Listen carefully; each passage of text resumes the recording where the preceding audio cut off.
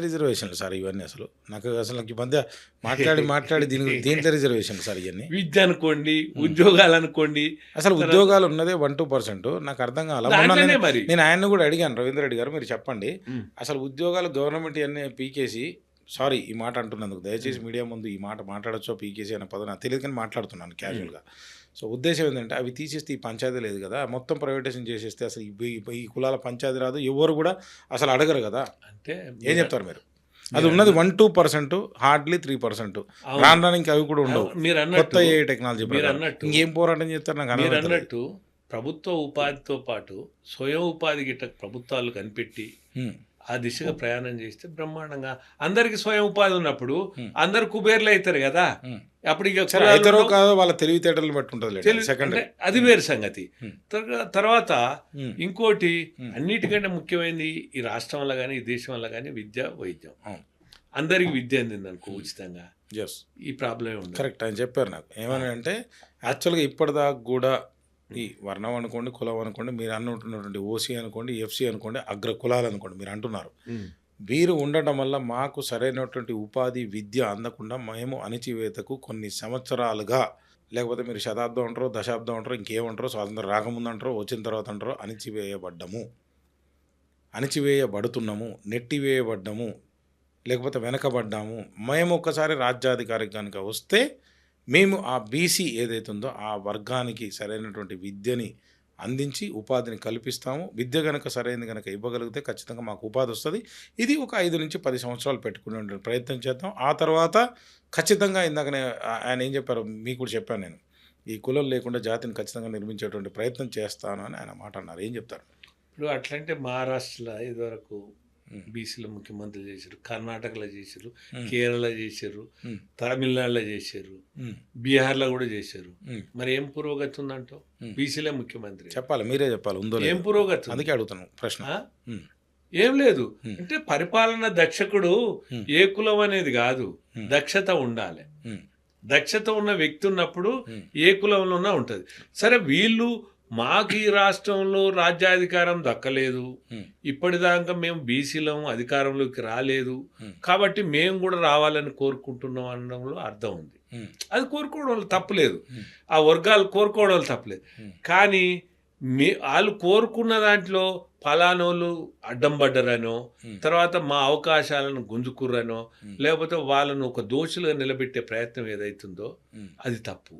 వాళ్ళను ద్వేషించడం ఏదైతుందో అది తప్పు, వాళ్ళను దూషించడం ఏదైతుందో అది తప్పు. మరి ఏం చేద్దామంటారు? అంటే మీరు ఒక సొల్యూషన్ చెప్పండి. ఇప్పుడు సరే ఆయన అన్నాడు ఏదో పక్కన పెడదాం, వాళ్ళ పోరాటం వాళ్ళు చేస్తారు, తప్పులేదు. రాజ్యాంగం ప్రకారం కల్పించిన హక్కు ఎవరికి ఈ డెమోక్రసీలో పోరాటం చేయొచ్చు, అడుక్కోవచ్చు, హక్కుల కోసం పోరాటం చేయొచ్చు, దానికోసం పార్లమెంట్లోనే న్యాయ వ్యవస్థ ఉంది, ఏదైనా చేయొచ్చు. ఒకవేళ వాళ్ళు సాధించడం కానీ మళ్ళీ కోర్టుకు వెళ్ళొచ్చు. మీరు అన్నట్టు తీర్పులు వేరే రకంగా రావచ్చు, మంచిగా రావచ్చు, అది సెకండరీ. మీరేం చేయాలని మీరు అంటారు, దానికి అవుట్పుట్ ఏందంటారు? ఈడబ్ల్యూఎస్ వల్ల బీసీకి అన్యాయం జరుగుతుంది. ప్రస్తుతం 27 ఉంది, ఇది తీసేస్తే ఇంకో 10 వస్తాయని ఏం చెప్తారు? అదే అందుకే నేనేమంటున్నా అంటే ఈడబ్ల్యూఎస్ అనే రిజర్వేషన్ అనేది ఎవరిని ముట్టుకోలే. ఎస్సీలకు ఏదైతే ఉందో అదే కోటా ఉంది, ఎస్టీలకు ఏదైతే ఉందో అదే కోటా ఉంది, బీసీలకు ఏదైతే ఉందో అదే శాతం ఉంది.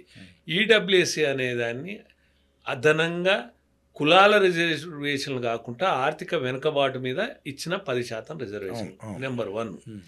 నెంబర్ 2, అవసరం అనుకుంటే సూపర్ మెమరీ అంటే క్రియేటివిటీ చేసుకొని కూడా 10% ఇవ్వచ్చు. అంటే ఇందులో తగ్గేయడానికి వీల్లేదు, ముట్టుకోవడానికి వీల్లేదు. అటువంటి అప్పుడు ఈడబ్ల్యూఎస్ అనేది సపరేట్ ఇచ్చినాక ఎస్సీలకు ఎట్లా అన్యాయం చేసి, ఎస్టీలకు ఎట్లా చేసి, బీసీలకు ఎట్లా చేసి, వాళ్ళది ఈయన ఎట్లా గుంజుకునే మీరు చెప్పండి. అదేమన్నా సాధ్యమా? ఇది ఏమన్నా మెడకాయ మీద తలకాయ ఉన్న వాళ్ళు మాట్లాడే మాటలేనా? అసలు జ్ఞానవంతులు మాట్లాడే మాటలేనా? అంటే విద్వేషాలు రెచ్చగొట్టి అబద్ధాలు, అసత్య కల్పనలు తప్ప ఏమున్నాయి మీరు చెప్పండి. ఇంకోటి ఎంత ఘోరం అంటే ఇప్పుడు వాళ్ళు ఏమంటారంటే, మీకు జనరల్ కేటగిరీ తెలుసు కదా, ఓపెన్ కేటగిరీ. ఓపెన్ కేటగిరీలు ఏంటంటే అందరు వస్తారు, ఎస్సీలు వస్తారు, ఎస్టీలు వస్తారు, బీసీలు వస్తారు, ఓసీలు వస్తారు. ఈ ఓపెన్ కేటగిరీలో సెలెక్ట్ అయిన వాళ్ళని అందరు ఫార్వర్డ్ క్యాస్ట్ అని డిక్లేర్ చేస్తారు. అంత ఫార్వర్డ్ క్యాస్ట్, ఇది కూడా ఎంత తప్పుడు ప్రచారం. అంటే అందులో ఎస్సీని కూడా ఫార్వర్డ్ క్యాస్ట్ కింద చేస్తారు. అంత అంటే ఓపెన్ కేటగిరీ అంటే అందరు వస్తారు జనరల్ కేటగిరీలో.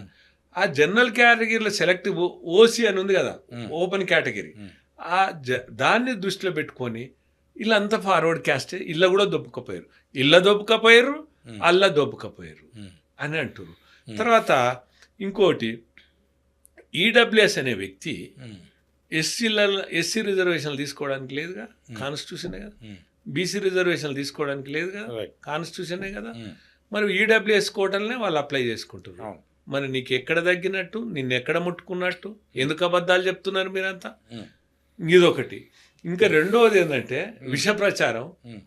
వాళ్ళకి తక్కువ మార్కులు వస్తున్నాయి అన్నారు. ఎంత ఘోరం అంటే మీరు చూడండి, ఎస్సీలు ఎస్టీలు ఉంది కదా, వాళ్ళకి లిమిటేషన్ లేదు, ఎంతమంది అయినా అప్లై చేసుకోవచ్చు, ఎంత జనాభా ఉంటే అంత అప్లై చేసుకోవచ్చు. బీసీలలో ఏముంది, వాళ్ళకి క్రిమిలేయర్ లేదు. వాళ్ళు సపోజ్ 50%, 52%, వాళ్ళు 60 అంటే ఏదన్నా ఉండని అందరు అప్లై చేసుకోవచ్చు. అంటే ఆడ ఉన్న అంటే 50% ఉందనుకుంది బీసీ కోటా కింద, బీసీ. కానీ రిజర్వేషన్లు అయితే ప్రభుత్వం ఇచ్చింది 27 కదా, కరెక్టే కదా. ఎస్సీలకు ఇచ్చింది 15 కదా, ఎస్టీలకు ఇచ్చింది 7.5 కదా. అట్లనే అయితే వీళ్ళకి ఏంది, బీసీలకి ఏంటంటే క్రిమిలేయర్ లేదు. క్రిమిలేయర్ ఇన్ ద సెన్స్ నేను ఏం చెప్తున్నా, ఎగ్జంప్షన్ ఉంది.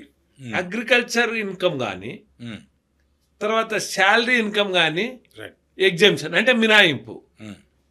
అంటే అగ్రికల్చర్ ఇన్కమ్ తీసుకొని రియల్ ఎస్టేట్ ఇన్కమ్లో సంపాదించి కూడా వాళ్ళు ఏం చేస్తారంటే కుబేరులు అయినప్పటికి కూడా బీసీ రిజర్వేషన్ పొందుతారు.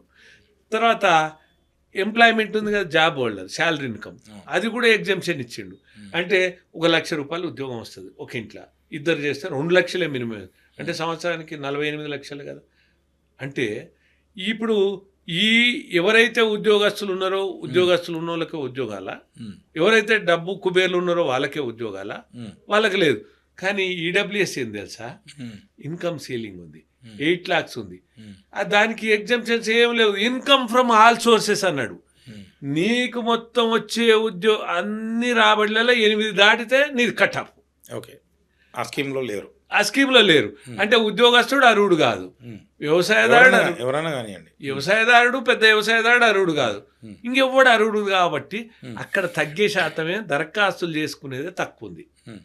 అంటే దరఖాస్తులు ఎప్పుడైతే అక్కడికి వచ్చిందో, తక్కువ వస్తుందో, కొన్ని చోట్ల ఈ అప్లై చేసుకునే వాళ్ళు తక్కువ ఉండబట్టి మార్కులలో తక్కువ మార్కులకు కూడా, అంటే సపోజ్ 10 పోస్టులు ఉన్నాయనుకోండి, 14 మంది అప్లై చేసారు అనుకుందాం. అంటే అక్కడే షెఫ్లింగ్ అవుతారు కదా. అయితే అప్పుడు ఏంటంటే తక్కువ మార్కులు వచ్చినా కంపేర్ చేసుకున్నప్పుడు ఒక్కొక్క చోట వస్తున్నాయి.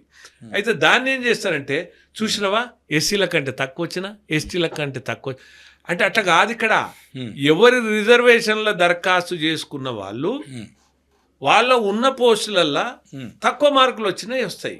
అంటే వీళ్ళు అప్లై చేసుకోవడానికే అవకాశం లేకుండా పోతుంది. మరి బీసీలలో అట్లా లేదు కదా, ఎస్సీలలో అట్లా లేదు కదా. మరి ఇది ఎంత అన్యాయం అంటావు?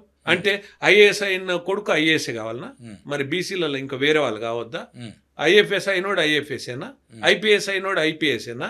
నిరంతరం అనునిత్యం ఒకే కులం, ఒకే వర్గం, ఒకే వ్యక్తులు లబ్ధి పొందాలి. అంటే వాళ్ళ ఇంట్లో కుటుంబానికి ఒకటి ఇవ్వండి, తర్వాత తీసేయండి అంటారా? అంతే కదా. మిగతా ఎవరైతే బెనిఫిట్ అయ్యారో, అభివృద్ధి అంటే ఏంది, మనమందరం బాగుండాలి, అందులో మనం బాగుండాలి. కానీ నేనే బాగుండాలంటే మరి మిగతా వాళ్ళు ఎటు పోవాలి? బీసీలు ఎటు పోవాలి? బీసీలలో ఎంబీసీలు ఎటు పోవాలి? సంచార జాతులు ఎటు పోవాలి?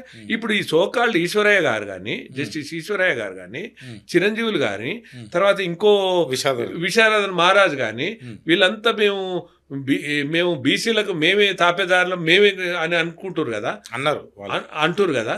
మరి సంచార జాతుల గురించి ఒక్కనాడన్నా మాట్లాడిర్రా? ఎంబీసీల గురించి ఒక్కనాడన్నా మాట్లాడిర్రా? అన్నారు, ఏడ వికలాంగుల గురించి